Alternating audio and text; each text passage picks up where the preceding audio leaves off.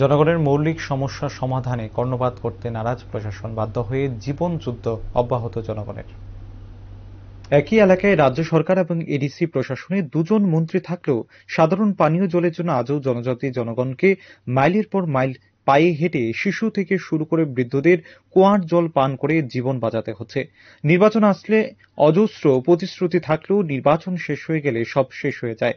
জনগণ আবারও সেই জায়গাতেই জীবনের ঝুঁকি নিয়ে জীবন বাঁচানোর চেষ্টায় জনজাতি এলাকার জনগণ পাহাড়ের আঁকা বাঁকা উঁচু নিচু পথ বেয়ে হেঁটে বেঁচে থাকার লড়াইয়ে নামতে বাধ্য হন।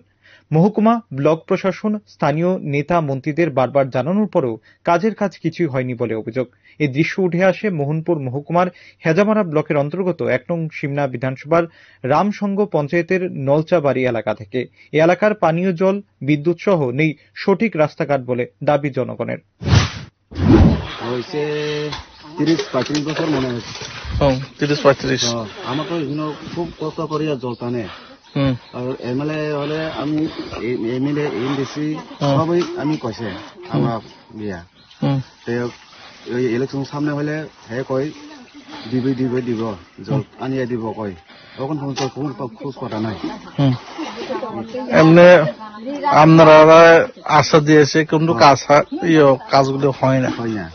এখন এগুলো নতুন সাপ্লাই দিয়ে দিছে, কখন 15 শেষ পাইপ নাই কুস্তা নাই হোক ওই 10 ঘরের দিকে তো সব শেষ করিয়ে দিছে।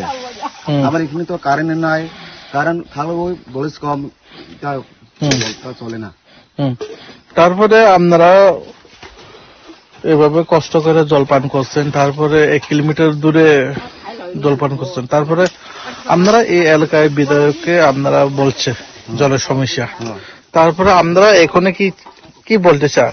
আমরা এখন চাই আমার এমএলএ আছে, হেরা আমি আমার এখানে আয়া কিছু দুঃখীয় আয়া আমরা লগে কথা কইও, আমরা খুব কষ্ট করিয়া চলতেছে এখন। আপনার নাম? আমার নাম বিকাশ দেবনা। এই এলাকার নাম? এই বাড়ির নাম নলচাবাড়ি। ব্লক কোথায়? ব্লক হেজামারা। পঞ্চায়েত রামসংঘ না?